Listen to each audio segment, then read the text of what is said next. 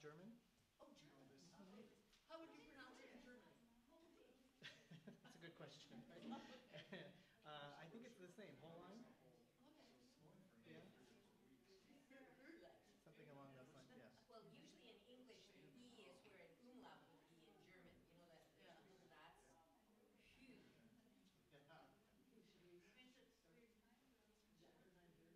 Ready? Okay.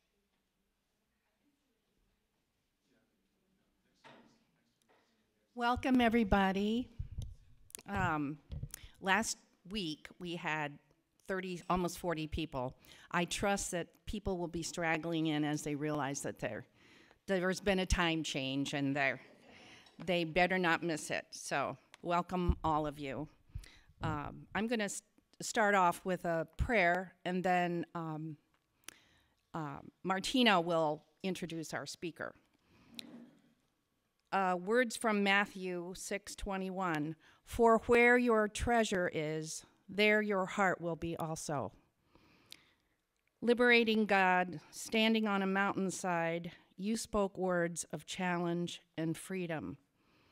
With the attention of the gathered then, we listen to you now, beckoning us to recognize real treasure, to untangle our hearts from the slavery of desire, of having more, yet never enough. Help us to value the things of earth with the perspective of heaven, to stand with you on the mountainside and see the wealth of creation, the worth of all people, and to invest in a flourishing future to the glory of God. Amen.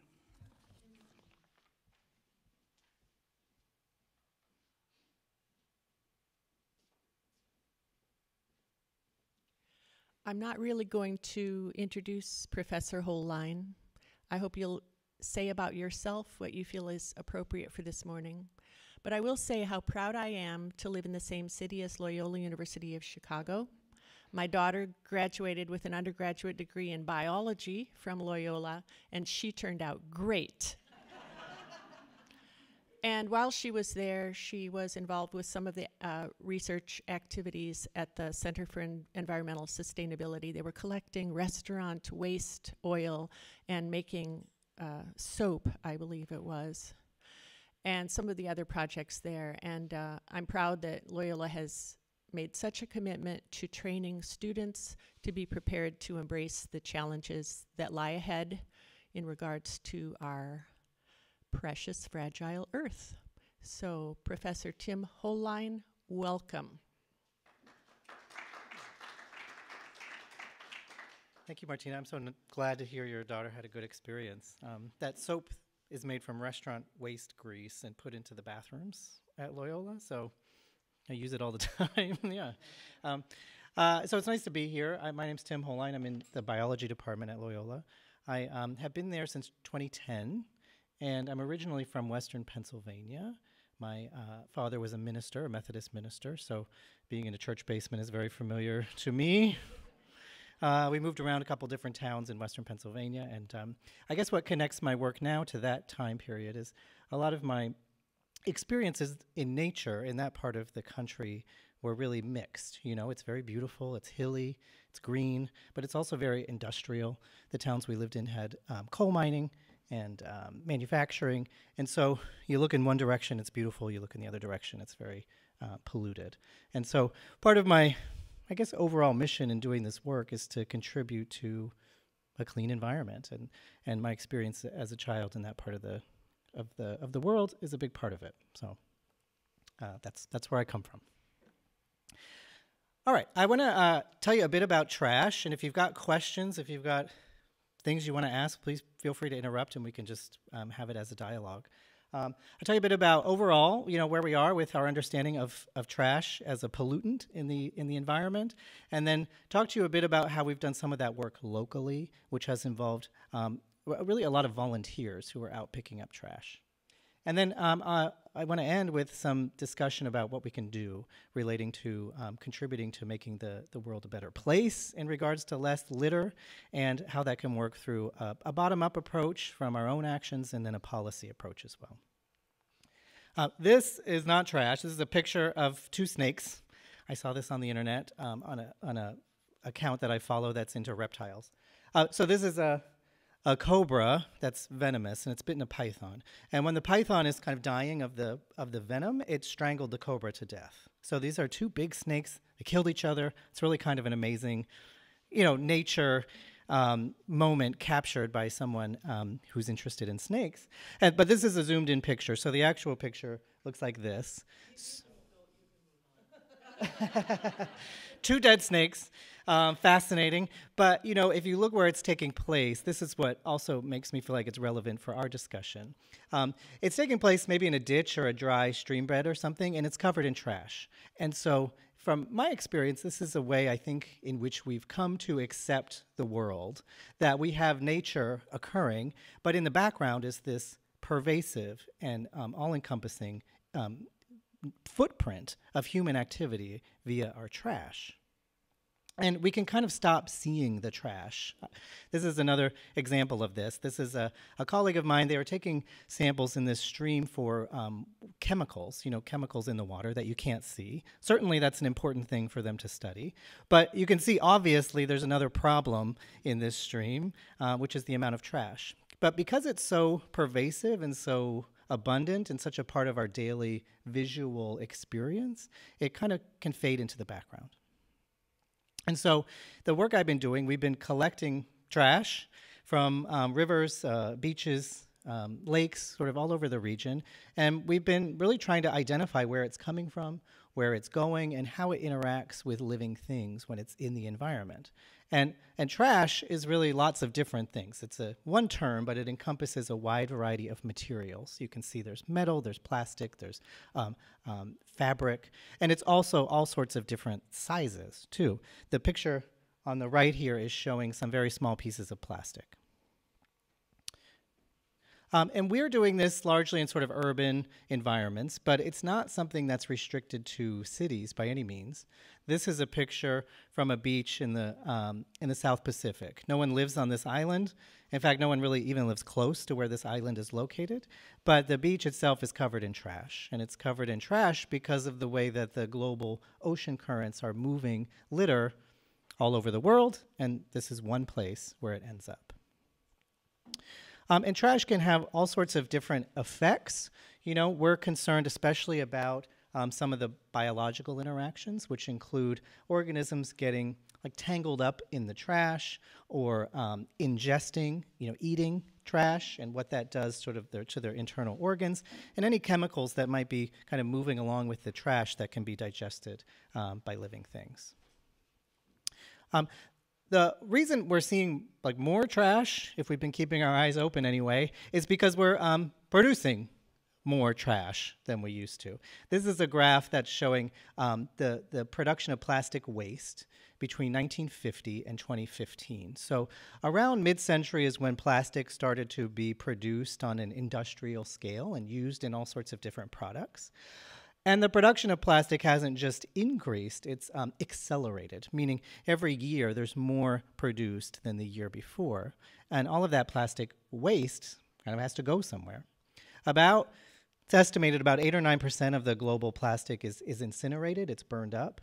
But other than that, all of the plastic that's ever been produced since 1950 is still here, it's still with us. A very small fraction has been recycled, and the rest of it is in landfills or in the environment. This graph is kind of separated into sectors. You can see there's electronics and textiles. And the biggest fraction of our plastic waste production is packaging. So this is packaging for shipping, but also packaging for food containers and other sorts of materials. Question? Does that graph look much different in the United States versus India, for example? Oh, that's a good question. This is a global metric. It would be different in different nations relative to the time when their industrial plastic production started. So I would imagine the global trend is probably most similar to the United States. But in a place like India or China, their industrialization sort of came later in terms of really ramping up their production. But now it's as bad as ours? Oh, yeah. Mm-hmm. Yeah. Yeah. And this has been a subject that's received sort of research attention and media attention really in like the last 15 years or so, as scientists especially started noting big accumulations of plastic in the ocean. This is where a lot of the media started for this. But one of the questions we had was, sure, we've been collecting actual measurements for a decade or two, but has the plastic been out there as a pollutant in the years prior to us beginning this study? So we did one project with the Field Museum, the curator of fishes, and then a graduate student in my lab. And we thought, well, we could go back and look in time through preserved museum specimens. So we were able to get access to this huge collection of fish that they have at the Field Museum. If you go downstairs, there's these basements that are huge underneath that have just millions and millions of specimens. So they allowed us to dissect the stomachs of these fish that had been collected from rivers in the region, starting in the year about 1908. So these were fish that were caught and preserved, stuck in a jar throughout the last century. And we dissected their stomachs out, and we looked to see if there was plastic in their guts. The results look like this. This is 1900 to 2018 fish specimens, and it's variable. There's differences by species and by decade. But when we consolidate the variability, the increase in plastic in the fish guts started around mid-century, mid-1900s, and has accelerated since then. So we can put together our fish gut plastic data with the global plastic production graph, and it's pretty similar. And around the same time that we did this, there are other researchers doing the same kinds of questions, and one of them was looking at plastic in the sediment off the coast of California, and they can date the sediment layers, look at the plastic, and they came up with the same pattern here. So what we have kind of concluded from this is that plastic production or plastic litter has captured a media and scientific attention recently, but in fact plastic pollution has been around ever since the production started. So plastic pollution is a feature of plastic production, not something that's just recently occurred. So with that, I want to tell you a bit about, about 8%. Mm-hmm. Yeah, 8 or 9% is incinerated. Yeah. Mm-hmm. What does that do to the air pollution? Yeah, it's a good question. It depends on the facility. When people are burning plastic or trash in their backyard, it's not good. There's chemicals called dioxins that can come off that are poisonous, and the ash also has toxins in it. So in an improvised way that would occur in a backyard, or perhaps in a country where there isn't any other choice for managing trash, it can produce dangerous chemicals. But there are sort of more engineered facilities that can incinerate plastic in a safer way and capture that ash and those gases. Can these bad ones be retrofitted or not? I don't think so, because in my understanding, this is pretty informal, just burning of trash at a dump or in a backyard. I mean, we're fortunate to have access to solid waste management here, but for a lot of the world, there's just kind of, community-based, improvised waste management. The news this morning is that London is sending their polluting vehicles to the Ukraine. They banned, or they passed something that they're reducing polluting vehicles. So they're sending 50 polluting ambulances for humanitarian reasons to the Ukraine. And I'm thinking, what good is that doing? Yeah, certainly there's a lot of trade-offs when it comes to, managing litter. But a big part of the way that we manage litter in our culture is unjust, in the sense that a lot of our plastic that isn't recycled we send to other countries. It used to be China mostly that would accept our waste plastic, but now it's other places in Southeast Asia. And people who are employed to manage that waste are exposed to all sorts of unsafe conditions and materials. And we call that waste management, but it's certainly an environmental justice issue at a global scale. Great. Okay. Well, I'll continue here, but please let me know if you've got questions. I thought I'd just show you a few examples. I've been doing this work for a while now in all sorts of different contexts, largely with groups of students and researchers, but I think it's nice to show you some of the work that came about through the action of volunteers. So this first couple are through volunteer activities that have helped us generate data. So we've worked with a project called Kayak for Conservation, which is run via the Shed Aquarium, and a group called Urban Rivers, which works on restoring habitat in the Chicago River. And in this program, volunteers are out sort of participating in educational programs. They're looking, recording birds and bugs, all of this kind of science, but also they're picking up trash. So they pick up trash. You can see there's some trash in these kayaks here. And all we did was just say, well, if we give you something to write down what trash you're finding, will you record it so that we can then, expand our data collection?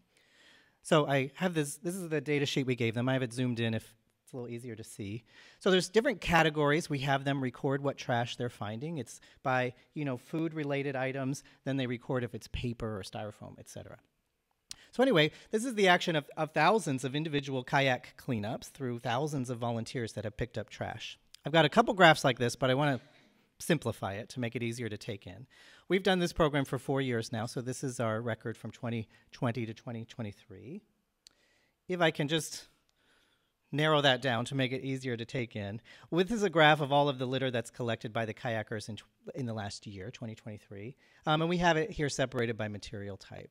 Plastic is on top in the light green. And then right under there is EPS. That's a term we have to use for styrofoam. So it's expanded polystyrene. We've used styrofoam, but then we're told it's a trademark, like Kleenex. So you can't use it. We're not supposed to use it in publications, which is what we ultimately are doing. So both of these are plastic, both the greens. The plastic is things we would just call plastic. The EPS is things that we would all look at and call styrofoam, so foamed plastic. Regardless, they're both types of plastic polymers. And over 4 years, over thousands of individual cleanups, we find pretty consistent patterns, which is about 75 to 80% of the trash we're finding from these volunteer kayakers is plastic materials. And most of that is fragments. We can't necessarily identify the individual item that it was before it was broken apart. But of the items we could identify what it was, it's food-related materials, so food-related packaging, food and drink. We've done another project here that's just started in the fall. This is through our collaborators at a nonprofit called Friends of the Chicago River. They run all sorts of advocacy programs, including river cleanups. And they purchased this device. It's called a sea bin.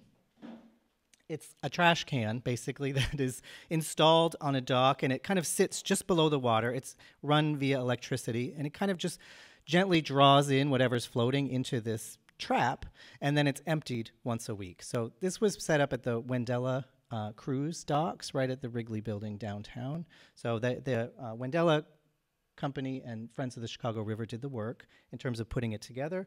And then we just have students that go down there once a week, and they get the trash from the sea bin, and they bring it back to our lab and dry it and sort it and identify it. These are good sports, these students, picking through trash all the time. This is what it looks like. You can imagine what river trash looks like from a sea bin like this. So there they are. This is again, a busy graph, so I'm going to consolidate it here to show you. This is our weekly assessment of what's in the sea bin, according to the categories that we work with. So if I could simplify here, we identify it by fragments, small pieces that are just pieces of trash. We don't know what the item was before it broke into a fragment. Or if we can identify what it is, like cigarette butts or a bottle cap, we categorize it as smoking material, eating, drinking material. I brought some of the trash here. I can pass this around. I've got a few things. Wait, the bottle was not trash, right? The bottle was just a glass specimen bottle, or maybe it's like a baby food bottle or something. What happens question. With it after you analyze it? Oh, after we analyze it, if we can recycle it, which sometimes we can, we do. Otherwise, we put it in the trash. Yeah, we figure it's better there than in the river. But ultimately landfill. Yeah, ultimately this is going to a landfill, yeah. Mm-hmm. So we've got small trash here, mostly fragments. I passed it around. You can look in there and see the kinds of materials we're dealing with, some identifiable, some not. About 90 to 95% of the trash is small materials or food or smoking related items. Some of the items we find are what are called nurdles. I've got some of these as well.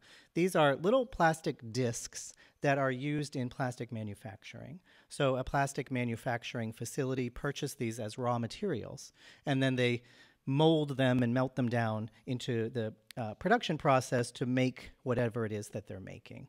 So these are raw materials meant to be inside of a plastic manufacturing facility. We find them every week in the Chicago River.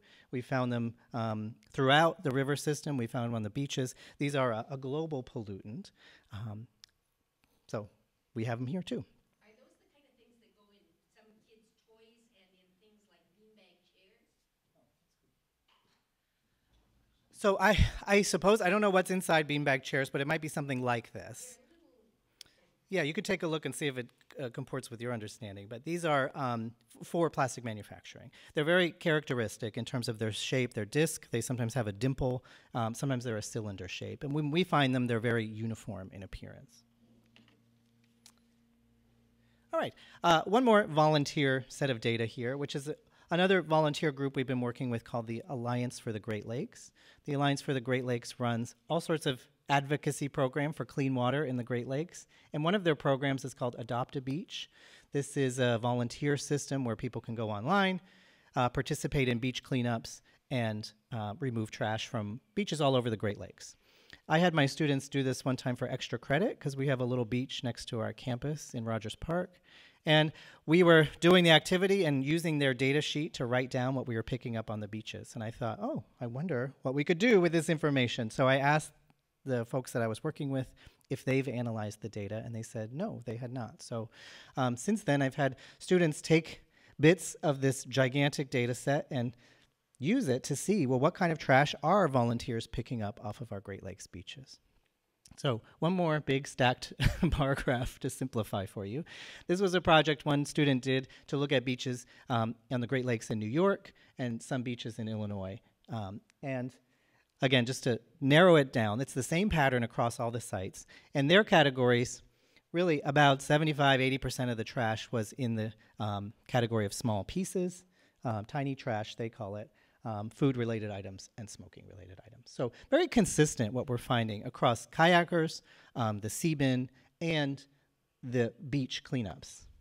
Our trash is coming from us, and a lot of it's small. Otherwise, it's coming from us eating and drinking, and then that trash getting into the environment. Smoking related, I don't understand that. Wouldn't cigarette butts just decompose or degrade or? Good question. So smoking related in their data sheets is cigarette butts, which is most of what we find, especially on the beaches.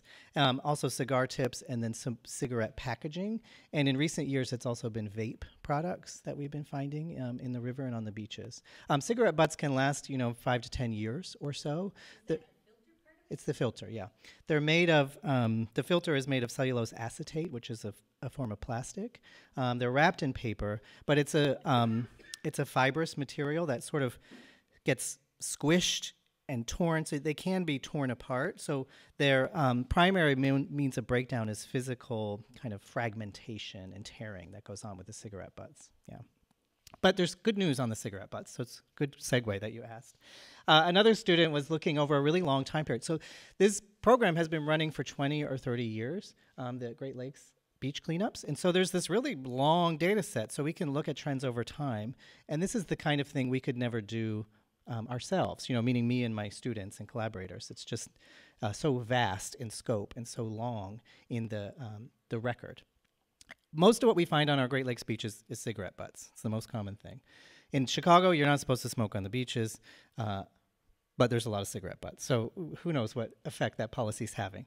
But one of the things we found by looking at this data set is this is cigarette butts on our beaches in Chicago and Milwaukee over a period of 2002 or so. This went up to 2016. And something we've noticed, we looked at Gary, some cities on the Michigan side of Lake Michigan, very consistent pattern. Over time, the amount of cigarette butts is going down. It's still a lot. It's 30 to 50% of the items that are found on the beaches, but it is going down.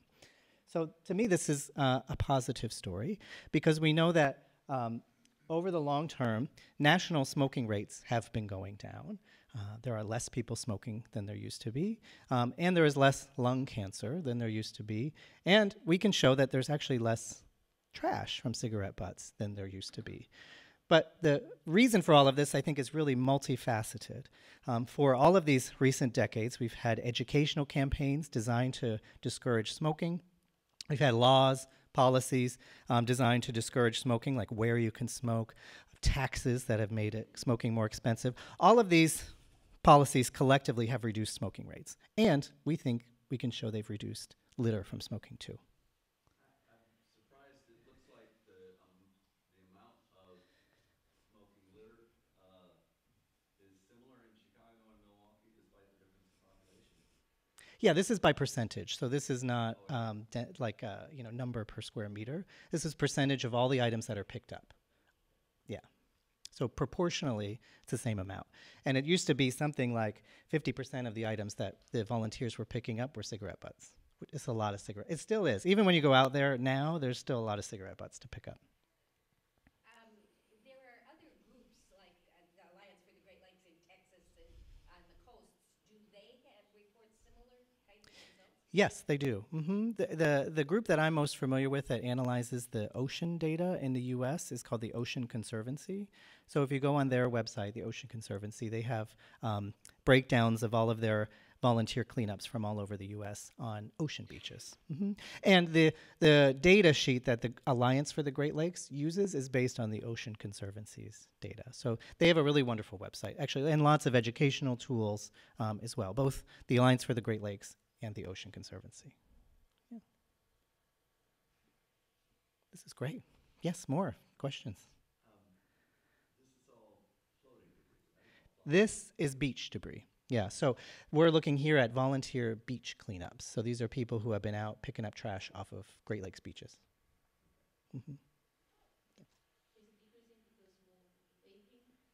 That's a good question, yeah. We don't know if it's decreasing because of more vaping, but over this period at least, the smoking rates for among the U.S. population have decreased as well for cigarettes. So this is not including vaping data.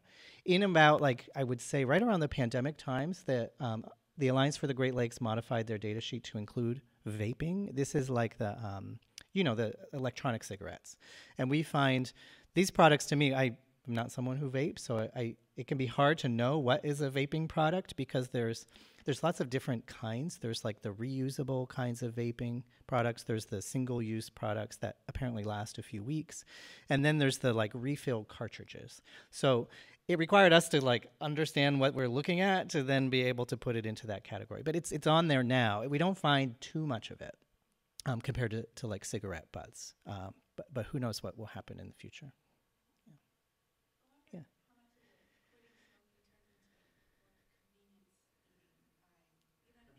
Yes, right.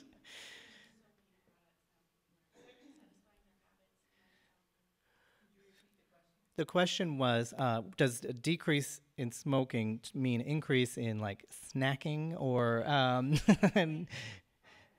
yeah, buying products, using maybe nicotine-containing products? Is that what you mean? Yeah. Right. That's a good question. I don't know enough about the science of nicotine addiction to say for sure. Yeah. And I don't know if that would be reflected in the data here because so much of what we see is food-related items that's sort of, unrelated to smoking, I think. Yeah. I don't know that it's Alliance for the Great Lakes, but I remember hearing or reading something where the analysis of some of this, I think it was more ocean than Great Lakes, but trash showed lots of bags, like from Morton's salt pellets or something, that the outer bag was almost like oilcloth or something. So needless to say, it didn't break down. And whatever group this was that came up with this data went to the Morton Salt Company, and supposedly they changed their packaging so that it wasn't as polluting, or that it would somehow break down as opposed. And Yeah. I don't know if that helped things or not. But anyway, they then wherever this was didn't find those doggone bags. Okay. Which some of the kitty litter bags, for example, are pretty sturdy too. The idea of follow-up. Yeah, there's certainly room for a dialogue here with the industry. One of the kayaking group we work with that's funded by the Shed and a couple of other groups, is participating by the Shed and a couple other groups, is funded by Mars Wrigley. Mars has their headquarters on Goose Island, right on the river. So they've been funding this trash action group in the Chicago River, and we have our meetings there at their headquarters. Kind of nice, actually, because if you've, like, I'd never been there before, but when we have a meeting, there's candy on the table. It seems like every conference room has like gum and Skittles and like candy, so it's nice to have that at a meeting. But it's ironic because we're meeting with their head of philanthropy who's funding this, and we're telling them what we're finding. And it's a lot of food packaging. Some of it is Mars products, so it's like they're funding us to pick up the trash, and we're showing them that some of the trash is from them. It's like the snake is eating its tail, you know what I mean? Whether that will contribute to a change in their packaging, I don't know. The person we work with there has said that they're experimenting with different forms of packaging for like their candy and other products, but I don't think there's been any changes yet. But maybe slowly this kind of information can help to contribute to at least the need for that kind of change.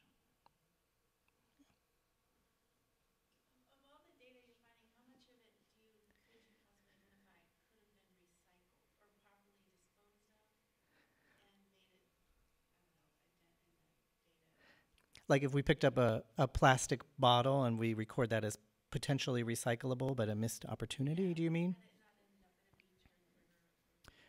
Right, it's a good question. We haven't looked at the data in that way, but I would say probably a good proportion could be recycled, especially as it relates to bottles and bags. So many of the items we find are just small fragments, so we don't know what they were originally. And also many plastic polymers cannot be recycled. So for example, like foamed polystyrene or styrofoam is not recyclable.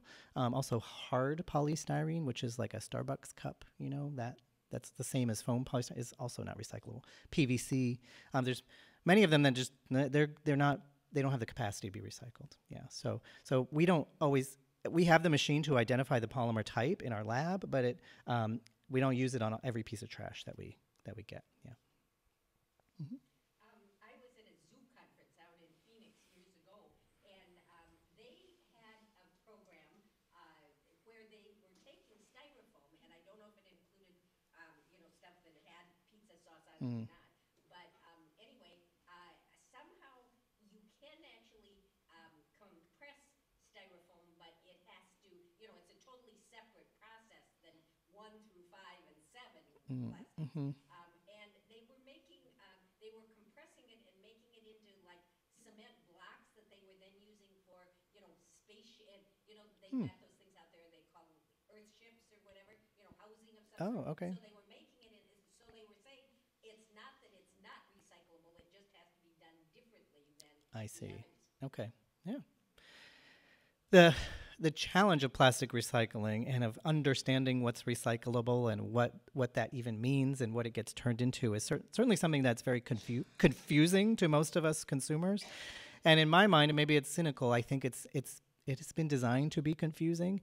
I was on a panel one time with someone that was formerly worked for a plastic manufacturing facility, and his assertion was the plastic manufacturers want you to buy more plastic, that they want to be producing new plastic materials, that they're not interested in recycling from the manufacturing side of things, and that so the system is just sort of created ad hoc and post implementation, and it's not easy. None of us, I think, feel 100% confident that what we're recycling is getting recycled, and I think for good reason. Yeah. All right, that's a bit of a cynical aside, I suppose. All right, I've got one more data set to show you, which is about microplastic, and then some policy education stuff. Okay, so we've done a lot of this work on macro trash, stuff that we can see and pick up in all sorts of different ways. We've also done a lot of work on microscopic materials with a real focus on microplastics. It turns out that collecting this data and managing it and everything is much more complex than picking up trash. It requires many steps to isolate the microplastic and characterize it. So in the field here, we're in the Skokie River, so this is like Lake Forest, where using pumps and nets and sediment cores, we get our samples through sieves. We have to do size separations, and there's lots of other material in there, of course. In the lab, we're separating them, and we do a a digestion, meaning we're trying to get rid of all the organic material so we can isolate the plastic particles. We use concentrated peroxide. Other people use different methods. And ultimately, we get this onto a filter where we can look at it under a microscope and characterize the microplastics. And then our final step here is this infrared microscope where we can identify what polymer it is. So we can say, is it polyester or polypropylene, that kind of detail. We also characterize it by shape, and I feel like this shape characterization is actually pretty useful to try to understand where it's coming from. So we use these categories here of foam. This is our friend, the foamed polystyrene, or EPS. We see a lot of fibers, fragments, again, just as sort of an amorphous shape. And then we try to characterize some as films, meaning they have a really flat and flexible shape that would be sort of reminiscent of a plastic bag. And then pellets. So that's like the jar I passed around that contained the nurdles, or pellets. There's also pellets that come from soaps. So I brought some of these as well. I've just got a few more to hand around. These are called microbeads. This made news a few years ago, microbeads that were added to personal care products or soaps as abrasives. So they're put into soap that when you wash your face, it can sort of exfoliate. These little plastic beads go down the drain and they get out into the environment. So they have been banned federally since 2019. We still find them in the environment, but they're not supposed to be for sale anymore. But we used to find quite a bit of them. So there are little orange pellets on there. I hope you can see that okay as you look at that Petri dish. All right, so pellets are microbeads and nurdles. This is one more stack bar. Let me try to simplify it for you. I put this together as some of the work we've done in Illinois, some Lake Michigan analysis, and then also Great Lake tributary rivers from the region. And here we're categorizing microplastic by shape. Fragments is a term that we use that just means small pieces. Plastic breaks down through largely abiotic or chemical means, meaning especially through ultraviolet light. So sunlight is the main way in which plastic is breaking down. If you've ever left a piece of plastic outside for a while, you know that it gets bleached, it gets brittle, and it can sort of more easily just fall apart and break into small pieces. So we don't have a good solution for dealing with fragments except to say that we could use less plastic trash in the environment. That would help. Pellets are, again, these microbeads or the nurdles. For microbeads, these were banned federally. That's a good step, and we're seeing them hopefully decline in our samples. For nurdles or these manufacturing plants, there isn't really a policy for these. So at this site I showed you in Lake Forest, we've found hundreds of thousands of these nurdles. We've stepped into the stream in some places, and the stream bed and the stream bank is just covered in nurdles. It's unusual that we see this kind of density. And when we look upstream, there's a few manufacturing facilities upstream. Are they the cause? We don't know yet. We're going to go back this summer and actually do a kind of linear set of measurements to see if we can isolate the sources. But at the moment, there isn't really, the EPA is not empowered to regulate these nurdles as a pollutant, meaning they're trash, certainly, but there's no rule about how leaky these plants can be in the terms of losing their raw materials.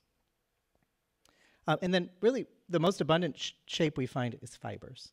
And fibers are not something we always think about as a piece of plastic, but we wear a lot of synthetic textiles. This is like acrylic or polyester or mixed materials. Sometimes you see it's 50% acrylic, 50% cotton. This plastic that we're wearing, or the plastic that we have in our carpets or our upholstery, when that breaks, when a fiber breaks off of that textile, that's a fiber, that's a piece of plastic. This is a real issue, especially in our washing machines. When we wash our clothes, it produces lots of little pieces of plastic fibers. You know, in the dryer, you can remove this through the lint. All of that stuff is all threads and pieces of plastic and natural textiles that have broken off from your clothing. In the washing machine, it's in the water, in the washing machine, and that water goes down the drain. And so that those are a big source of microplastic to our environment. Okay, so let's get into the last step here, which is just some ideas, some thoughts about what we can do for policy. This microbead that I passed around, I think, is a good news story in the sense that The way this happened is there were some researchers working in Lake Erie. They found a whole bunch of microbeads in the lake. They traced them back to wastewater treatment plants, and it made big news. It was in the media. People were really surprised to find out that their soap had pieces of plastic that they were rubbing on their face. They didn't like it.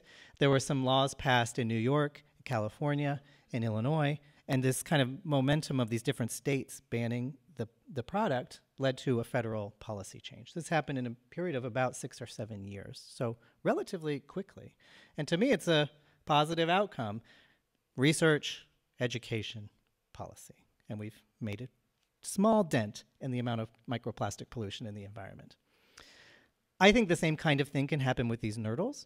These nurdles are coming from discrete sources.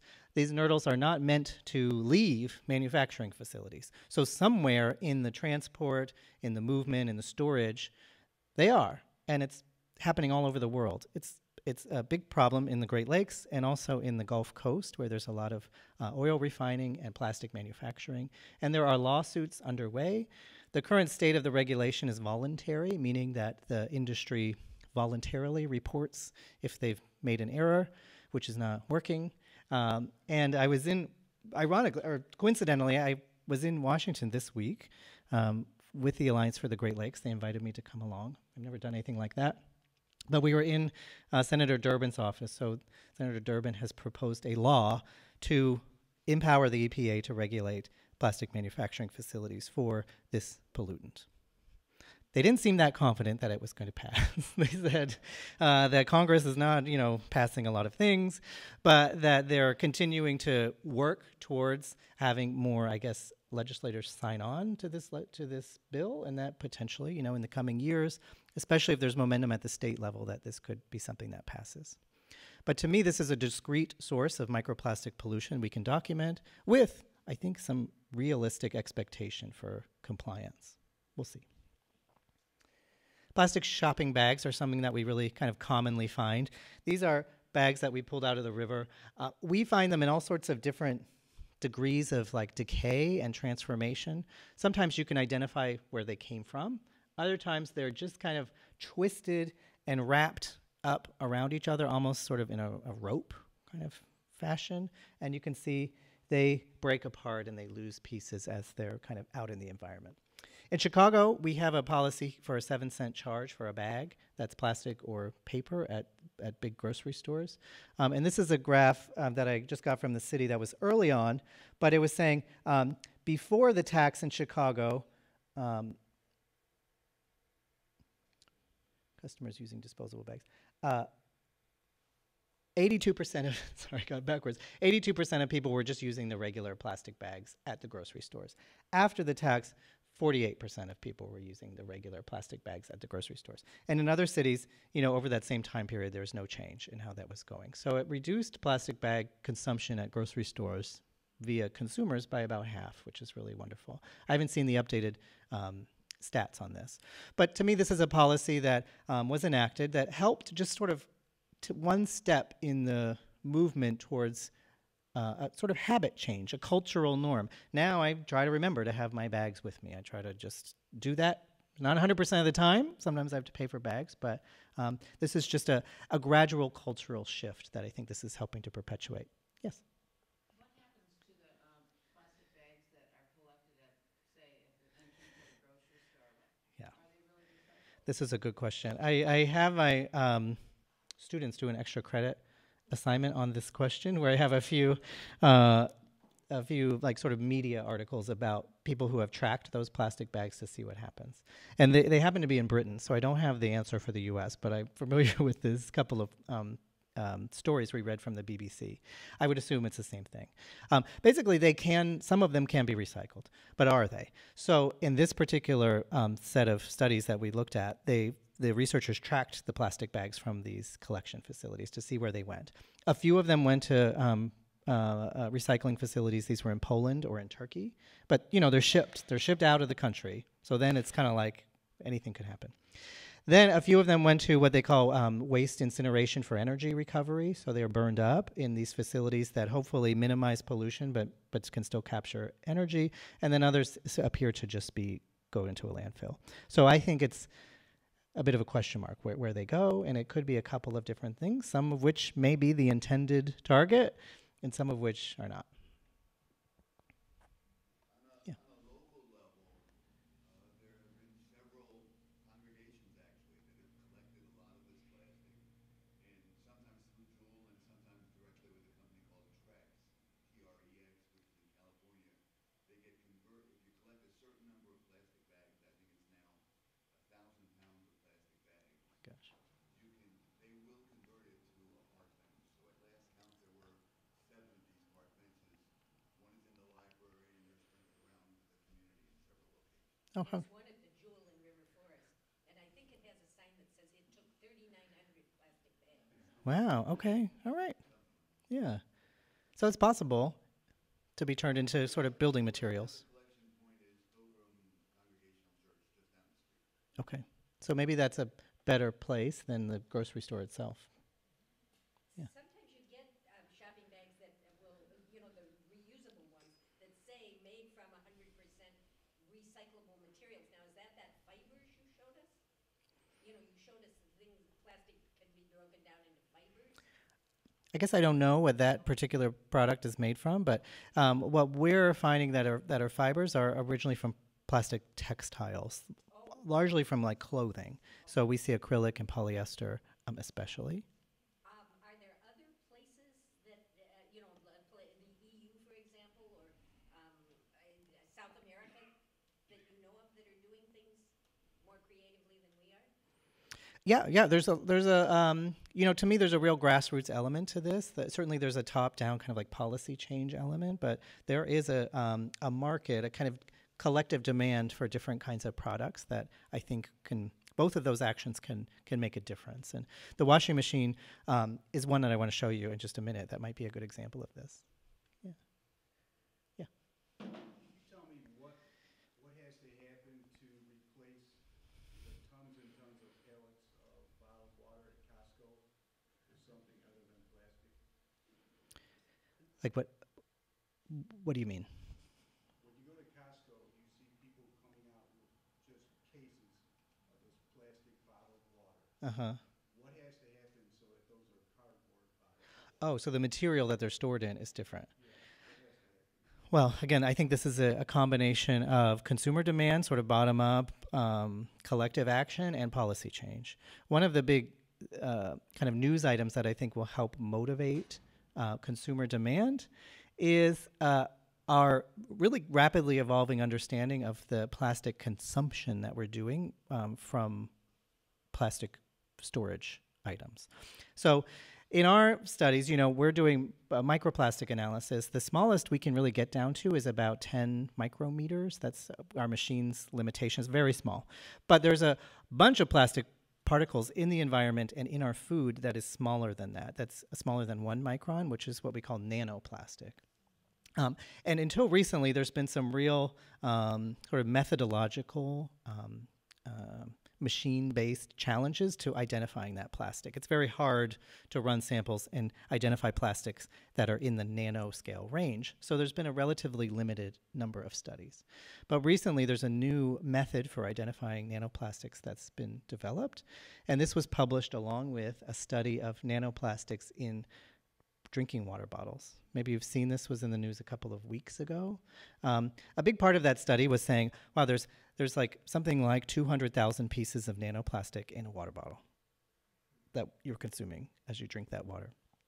That was alarming, certainly, but a big part of the study was that researchers developed the machine to do the measurements. So a big part of their kind of advance was now they have the analytical capacity to actually identify those particles.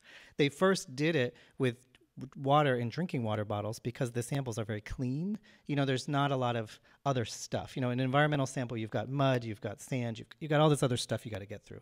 But a bottle of drinking water doesn't have so many other contaminants to mess with. So now we have the analytical capacity to measure these nanoplastics. We understand a single bottle of water contains 100,000 or more nanoplastics that go into our body. Nanoplastics are especially concerning because they can be moved across a cell wall, meaning they can go inside of a cell. And when there's a small piece of nanoplastic inside of our cell, it can disrupt cellular processes like DNA replication or protein synthesis. And so this is a really quickly growing field of study that we don't have a ton of data on. But to me, it's a direct connection to human health that could cause a change in what people want to be consuming. We've all been consuming these nanoplastics for years, presumably. What is it doing to us? I don't know. But understanding that our food packaging is not inert, it becomes a part of our food that we're eating, is a new way of thinking about what we want to purchase, right? Yeah. Do you know what the financial difference is between a bottle of plastic water versus a bottle of carton milk water? Like in cardboard? Yeah. What is the cardboard 10 times more money? I don't know. I don't have that handy. I could say that the environmental impacts are different, and paper and cardboard production is not without an environmental cost.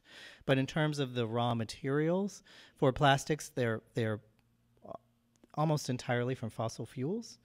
There is some that is based on plants, but that's a pretty small fraction of the overall plastic production. For cardboard, it is based on, of course, on plants. So it's what we would call at least a renewable raw ingredient. But yeah. This is another challenge. A lot of our paper-based food products have, a layer of sort of waxy, plasticky material that's standing between the paper and the food. Like think about like a pizza box, for example, or many food storage paper-based items. Also, many of these contain a chemical called PFAS, which is a group of compounds that are called forever chemicals. Maybe you've heard of this.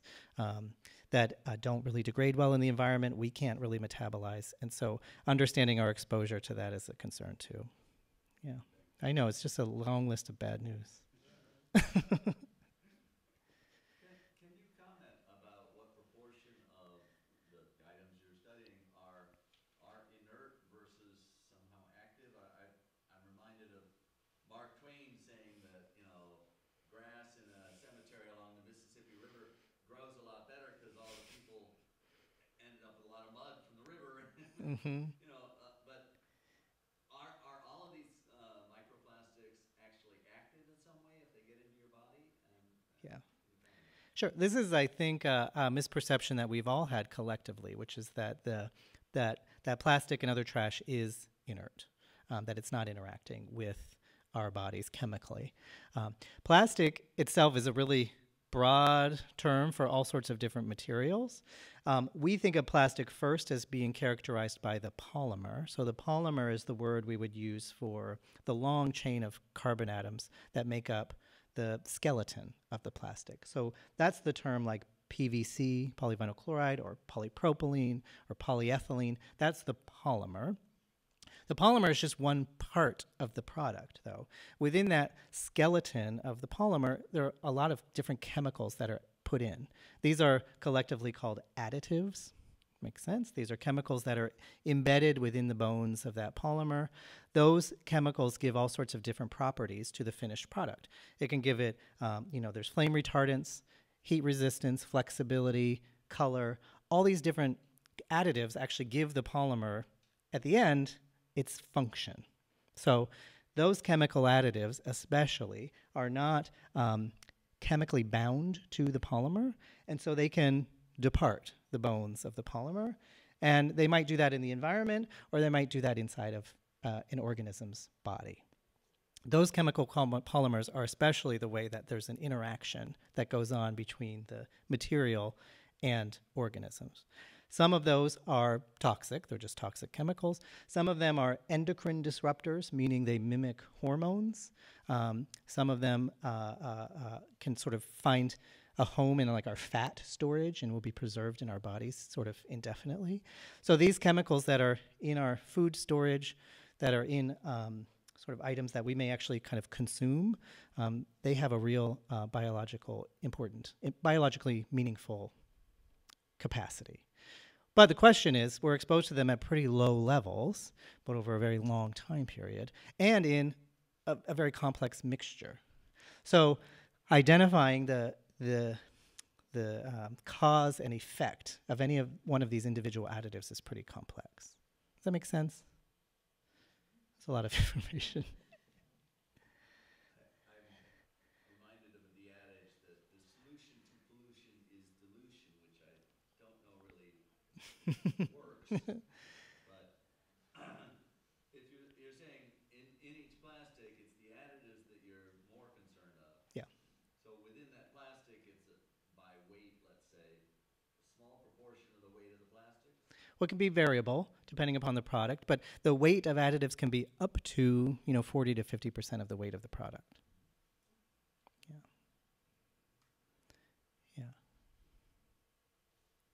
Yeah, are you aware of colleagues or groups that are studying the trash that's in like the forest preserves, park districts? Yeah, we're picking up that trash, certainly. And analyzing? Okay. Yeah. Yeah, so the picture I showed you was in a forest preserve in Lake County, for example. A lot of our work that we do, especially in the Chicago River, is based in forest preserves and city parks because that's where it's kind of easiest for us to get permission for access. So aluminum cans, are they valuable enough that people still pick them up and recycle them? Yeah. So you don't find many of them? We find some aluminum cans, certainly, every time we go out, mostly beer cans, which I think is people just hanging out, right? But aluminum cans, unlike plastic, can be recycled into another aluminum can. So aluminum is recyclable sort of in the same quality of product as what it was originally designed for. Plastic, typically when it's recycled, is what they call downgraded in quality. So a plastic bottle is unlikely to be recycled into another plastic bottle. It'll be recycled into something like insulation, for example. It's a stepwise downgrade in what it can be used for. So aluminum cans have value. I know people collect them and they get, is it 5 cents in Illinois for a can? It's like 10 cents in Michigan, maybe? Or is that just glass? I'm not sure exactly what the price is, but I see people collect cans. And, from in terms of like a recyclability, it's just, far superior to plastic. Can we recycle aluminum foil, or is that? That's a good question. I think it depends on the food contact, perhaps. Yeah. Yeah. What was the question? Can you recycle aluminum foil? They did during World War II. They saved it and recycled it. I don't know how, but Yeah. when they first introduced recycling here in Oak Park, everybody said, "Oh, the old people won't do that." The old people are the ones that had done it from World War II, and they had to teach the kids. Now they have a good program in the schools here in Oak Park, Yeah. and those kids know which is what plastic, and they're very good after the. I don't know if it's in all the schools, but they recycle their lunch stuff, and they are very good about even I won't say kindergartners, but the 3rd and 4th graders definitely know which is which and where they put it in the right bins. Yeah. Yeah. A question back. Yeah,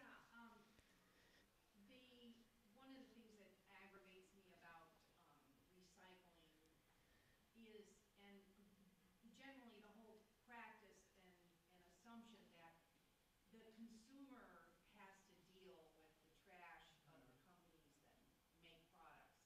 And, there's this whole sort of defeated feeling that you get when there's only so much you can buy that's not plastic or in a plastic container, and it infuriates me that we don't put more of the onus on the companies to take care of their trash that make it. So is there anything that that is trying to change that perception that it's all our fault or our responsibility as consumers? Yeah, it's a reasonable feeling, I think, to have. And there is motivation in a program that's called Extended Producer Responsibility. So when I was in Washington this week, this was also something that was an attempt to get moving. This is underway in Canada, from my understanding, and also in Colorado, where there are, my understanding of this is not deep, but there are boards that are set up that include members of the public, policy, and members from industry, and they have to kind of collectively determine what the fate of this product is at its end of life, and have a plan in mind for how the end of life of the product will be managed. Obviously, this is pretty complex. Long term, there's resistance, to my understanding, from industry to do this kind of thing. But when I was there and listening to other people present that know more about how this works, they were indicating that because they're popping up in states and because it's happening in Canada, that the industry is more motivated to come up with a universal policy for extended producer responsibility. And so there might be some sort of program like potentially that could be implemented.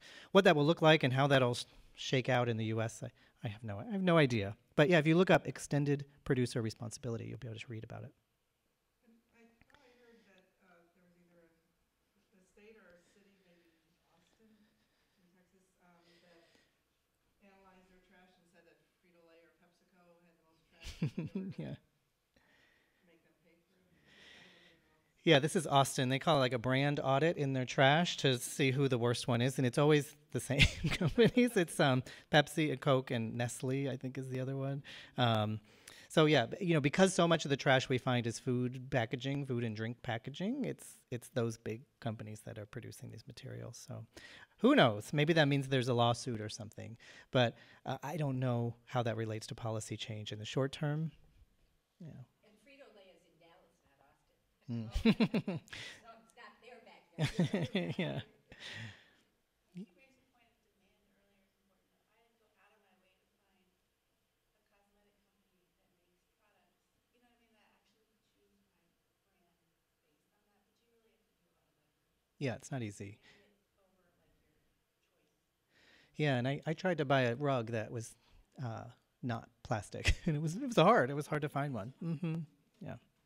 We're coming up to the end of our session time. I want to be sure that Tim has a chance to get through his entire presentation. Let's hold questions until he's done. We'll have a couple announcements, and then all questions. It's open season. Okay, there's a lot of questions. It's great. Where was I? I don't know. I was talking about policies. To me, there's like a wide suite of potential policies, all of which address sort of a subset of the issue, and it will take time. So this was the shopping bag policy. There's been motivation about food packaging that for foam as well, foam-based food packaging, that EPS, or expanded polystyrene. Last year, this happened in Illinois. There was a group that was working towards a state policy to ban styrofoam food packaging. This has happened in Maryland, and it's happened in San Francisco. And in Illinois, it didn't pass. It passed in what the group I worked with called a weak form, in that what the bill passed is that any group that contracts with the state can't have foam-based food packaging. They had hoped to make it all restaurants or all food processing places in the state. So that didn't pass, but any contract with the state can't use foam packaging. And what I heard, though, from them is that the state fair in the last year had no foam packaging, that there was a transition to these paper-based products. So we'll see. They said they're reintroducing it this year. I don't know. Here's the washing machine one. So our dryers have these lint traps. We're all very accustomed to managing the pieces of fabric that are coming off our clothing in the dryer. The same pieces of fabric are coming off our clothing in the washing machine and going down the drain. And so there's motivation to try to filter that water essentially before it gets out into the sewers. So there is a post-manufacturing addition you can do. These are filters that you can add on into the tube that comes out of your washing machine that you can then remove and clear off and put back. Really just a lot like the lint trap. But there's also motivation to pass bills that new washing machines will have to have built-in filters that are stainless steel and that a consumer can manage very easily themselves. In really the same way that you do the lint trap. So this is not passed anywhere in the U.S., but in the EU, so in my understanding, Japan and a few other countries, there are washing machines that are being manufactured this way. So will it change? Maybe. Maybe it'll happen, but it might take a little while. Also, there's institutional policies. So we work with the Shed, and they're part of a big group of zoos and aquariums, and they, as a collective, have assessed all of their food and catering policies to reduce plastic at all their institutions. And so this is, I think, one of those grassroots or bottom-up collectives that determine what they're purchasing rather than as an individual, but as a group. I think in a church you could do the same kind of thing, assess what you're purchasing. And then, of course, there's lots of people out picking up trash. We've worked with many of them, and they're good-hearted citizens that want to be out in nature and also make it nicer. And if we can learn what they're finding, it's even better, a win-win-win situation for the environment, for the volunteers, and for the science. So there's tons in this area, and maybe you were familiar with these that go on in the park districts, in the river, in the beaches, and certainly you can sign up for any of those. The big ones coming up are the Chicago River Day, which happens in May. That's run through the Friends of the Chicago River. But that's associated with all sorts of others, too. And then we've worked with a professor in the education department at Loyola who teaches future science teachers. So these are college students who will go on to be science teachers. And we've developed a few curriculum modules for them to essentially talk about trash and litter in the environment as a way of thinking about the scientific method, making predictions, also doing graphs and fractions, and also thinking about how they categorize things. So they go out and collect the trash, and then they have to come up with how they're going to sort things into categories, which is all of which is sort of like a scientific basis of thinking and training, but really in this immediate and hands-on impact of what people's impact is on the environment. So we've had some success with that. They make these really nice graphs. I don't know if you can't see this too well, but they give the kids a piece of paper that has a water bottle and a dead bird on it. And they say, you draw in, how do you think these two things are connected to each other? And so the kids have to imagine, in this case, there's like a truck, it's recycled, but then the truck falls in the river, and then the bottle's out in the river. So they're very creative in their sense of how these things are connected, but it's really not that different from what we're doing when we're out there collecting the data as well. So it's been kind of a rewarding, fun way to think about this issue. And then this is my last slide here, which is a sort of philosophy about this material. So on the left, I have the facts, I think, as we know them and should agree upon them. And then on the right, what we can do. So on the left here, we have to sort of collectively acknowledge that litter, trash, is a problem that's global in scope. It's pervasive to all parts of the world. It's increasing in abundance. And from the perspective of our lifetimes and several generations, this is a permanent feature of the environment. We know that litter affects environmental health. We know that there's human health impacts. There's also some negative economic consequences, and that these impacts are spread around the world and around our communities in ways that often are unjust, meaning that the folks with the least amount of power are often suffering the worst impacts. And that, we in this room may not think of ourselves as someone who throws our trash on the ground, but collectively, we are responsible for that trash on the ground because we're all sort of inextricably connected to the cycle of consumption and disposal, just based on the fact of where we live and the time that we lived. So if we can move forward, what we got to do is measure this. We need more data. It's hard to get this funding in this climate to get things collected, but we need more data to know what's there, how it's moving, how it's changing, and it's this information that really helps us direct what policies are possible. We can explore all the solutions that are out there. It could be things like innovation in materials, but also public education, gradual shifts in our kind of cultural behavior, and then policies, top-down legislative effects that determine what's available in the marketplace. And that I think, although this sounds like a lot of bad news and a lot of sad situations, that change really is possible. When we look at the trends with the microbeads and the cigarettes, we've made a difference. It's been slow, but that we can make this difference when we make sure everyone's participating in the process in whatever form they can, whatever they can do on that day or whatever access to resources that they have. And that by maintaining this sort of spirit of inclusion, of optimism, of like community service, ultimately we can contribute to improvements. So that's where we have to stand, I think, in our belief to make a difference. So that's it.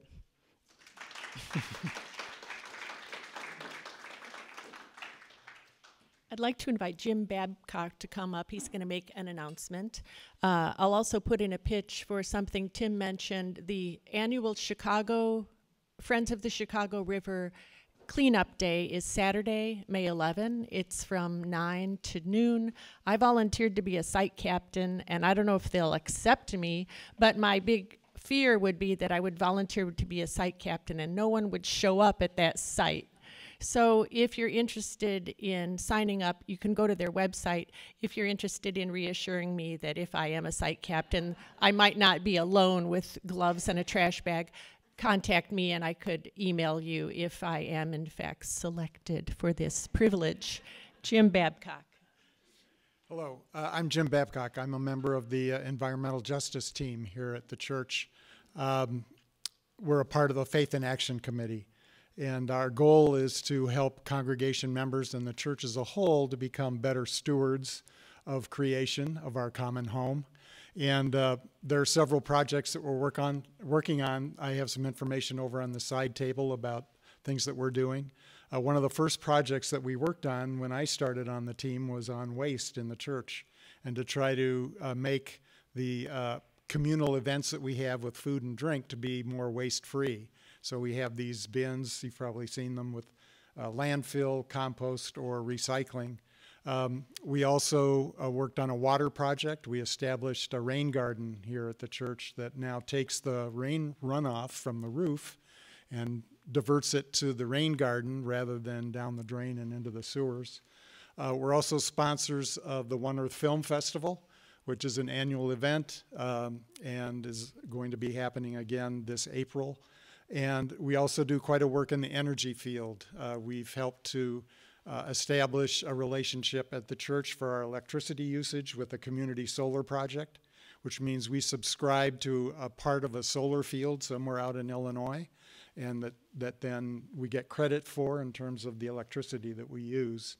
And we're finding that the usage that the church has of electricity is comparable to about 30 or 40 individual residences. So we feel that's pretty impactful. And we've also been working with a group called Interfaith Green Network here in Oak Park River Forest area that works on similar projects.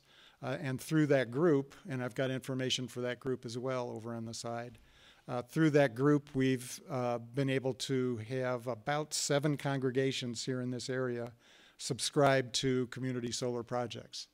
So there's a lot going on. I encourage you to think about joining our team. I've got a sign-up list over there, and if you have any questions, I'd be happy to answer them afterwards. Thank you.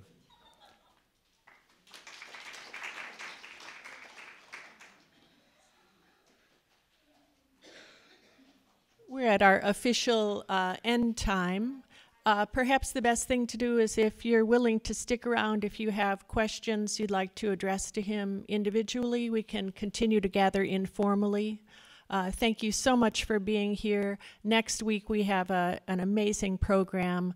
Juan Pablo Ramirez Franco, who is a journalist with GRIST and WBEZ, will be here talking about his research as a journalist into community-based environmental justice projects, as well as the impact of climate change locally. And Naomi Davis, who's the founder and CEO of Blacks in Green, working on some very exciting urban projects to develop what she calls the Sustainable Square Mile. It's an amazing double bill. Don't miss it. Pass the word. Thank you so much for being here, and thank you, Professor Hoellein.